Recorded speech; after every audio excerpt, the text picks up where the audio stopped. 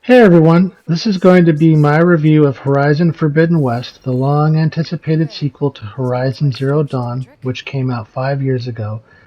So a long time to wait, but the sequel is at last here, and I'm going to give my opinion on it.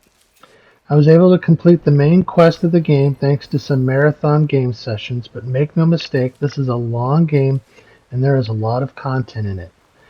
Now I'm going to keep spoilers for the game to an absolute minimum, and in fact I won't talk much about the game's story beyond what the marketing leading up to the game's release showed, but there will be some spoilers from the previous game, Zero Dawn.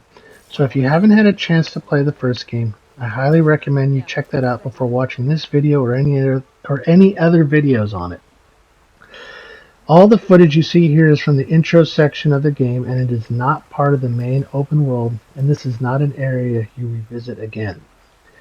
In fact, I would go as far as to say you should play the first game before attempting the sequel, because if you've never played the first game, the story in the sequel and the characters and the relationship between those characters and all the little nuances with those characters will all be lost if you haven't played the first game. A lot of time game developers talk about how you don't have to have played the previous game to understand what's going on with the sequel. That's not the case in my opinion with Forbidden West.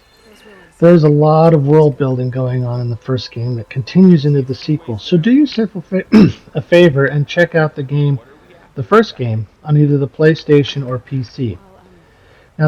Now Forbidden West is available on both PlayStation 4 and PlayStation 5, and I played the game exclusively on PlayStation 5.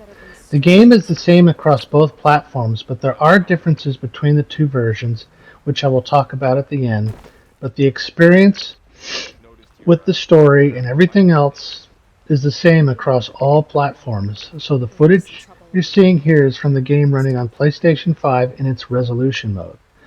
So with all that being said, let's get into this. So spoiler alert for Zero Dawn ahead. So the game takes place around 6 months following the defeat of Hades at the Battle of Meridian, and Aloy decides she doesn't want to stick around for the victory celebration, so she immediately sets off looking for a backup of Gaia, in hopes that Gaia will be able to help rebuild the terraforming system that has gone haywire and is causing an ecological disaster that will soon lead to the extinction of the human race.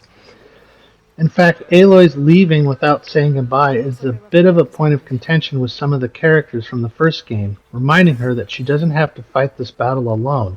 And so throughout the sequel you will get help from returning characters and some new ones, with some exceptions mainly being Erend and Varl, and a couple others that I won't spoil.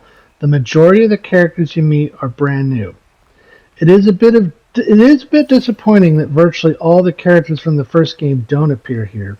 But again, it makes sense because geographically this game takes place further to the west, so keep that in mind. Now, like the first game, Forbidden West tells a complete story from beginning to end, and a satisfying one at that.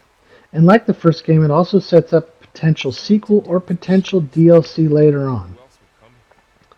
And like the first game, this also feels like a journey, and that you start out from one point and then will ultimately end up in another point, physically speaking, because the game world is massive and much larger than the previous game.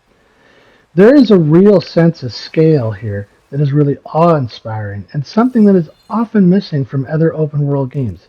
In short, Forbidden West is very much a sequel in the mold of bigger and better, and the best comparison I can make is The Witcher 3. A massive open-world game with a great story and interesting side quests. Speaking of side quests, like the first game, the side quests are really good and worth checking out, and they're broken down in different subcategories, more than the previous game. You have side quests which are usually pretty involved multi-mission quests that come from characters that you meet throughout the main story. You have errands which are much shorter and can sometimes involve solving an environmental puzzle. You have melee combat pits, bandit camps, and bandit outposts, which have their own sub-story that connects to the larger story. You have hunting grounds, like from the previous game. You have collectible missions, and so on and so forth. There is a lot of side content here. And speaking of bigger and better, one of the big complaints revolving the first game was the melee combat and fighting against human opponents. It was a very simplistic affair in the first game, but melee combat has been significantly improved. There's combos you can pull off, it's much more fluid, and a lot more fun. Human AI is also much better. Uh, if you happen to get detected, not every single enemy in the area will suddenly be alerted, like in the first game. So melee combat is definitely improved, and human AI is improved. Another aspect that's also improved was the climbing. So in the previous game, you could only climb in certain areas on certain highlighted objects. They were all highlighted in yellow. In this game, there's a more freeform aspect to climbing. Um, it can be a little wonky, but there's more areas you can climb. You simply tap the focus, and it'll show areas where you can climb. Now, I still think combat can use a little bit of work, and as I said, the climbing is a little bit wonky. But and I think with combat, it could have been a block button. I think being able to block enemies. If there is a block button, I certainly didn't. I certainly haven't found it. But again, that would be nice. But it's a lot more fun. Combat against human enemies definitely much better. Now, speaking of combat, combat against machines is just as fun as it was in the previous game. You will face off against the same machines from the first game, plus several new ones. And you also have different levels of machines. For example, you have Apex versions of those same machines. So, for example, take the Scrapper, an enemy you will come across a lot throughout the game. You have the regular Scrapper, then you have the Apex Scrapper. And the Apex machines are significantly tougher and more aggressive. Now, on a technical level, this game is absolutely gorgeous, and the good news is, regardless of which platform you play it on, whether it be base PS4 or the PlayStation 5, it looks great and it runs great on all platforms. As I said in the beginning, I played this game exclusively on PlayStation 5, and while the game is the same content-wise, there are some differences that come from playing the game on the PlayStation 5, which I will get into. Now, on PlayStation 4, the game runs at 1080p, 30 frames a second. On PS4 Pro, it runs at 1800p checkerboard at 30 frames per second.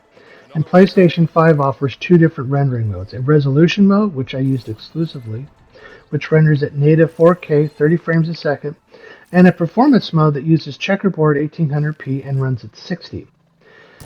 Now, beyond resolution and frame rate, the PlayStation 5 version ups the detail considerably. Characters are more detailed, the ground has better textures and more detail.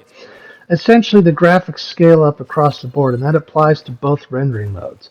For example, even though the frame rate mode on the PlayStation, pardon me, even though the frame rate mode runs at checkerboard 1800p like the PS4 Pro version, the PlayStation 5 version has much better character models, more detailed textures, better level of details in the background, and so on and so forth. So it is not a like-for-like comparison. Also, it's my understanding that the rendering modes across all versions can dynamically scale as needed. I haven't noticed it in resolution mode. It looks incredibly sharp at all times, so um, it's certainly not noticeable, at least in resolution mode.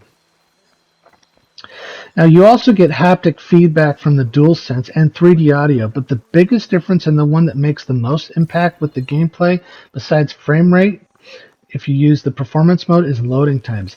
The initial load up on PlayStation 5 is around 8 to 9 seconds, and if you use fast travel, it's just a couple seconds. On PlayStation 4 systems, this is considerably longer. Given the massive size of the game world, you will be using fast travel a lot, and it can really take a long time to go from one point to another depending upon the distance. And on PlayStation 5, fast travel really is fast travel.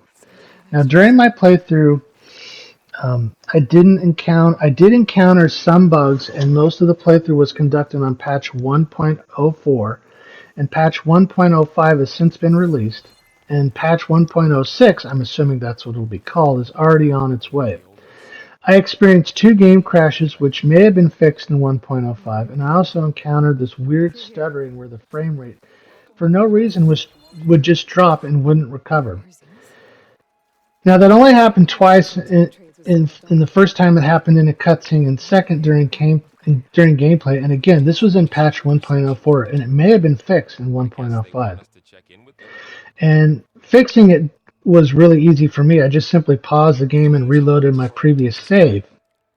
Now, I don't know if this is present in the frame rate mode or this issue cropped up in the either PlayStation 4 version, but thankfully Guerrilla has acknowledged the issues, and so they are being worked on. So keep that in mind if you're getting this game. It's a little bit buggy, but nothing I say on the level of Cyberpunk. With all that being said, I really enjoyed Forbidden West and plan to play it again and do a more thorough playthrough here in the future. But and again, as I said, it's literally a bigger and better sequel, and everything you loved about the first game is back, and there's all sorts of improvements.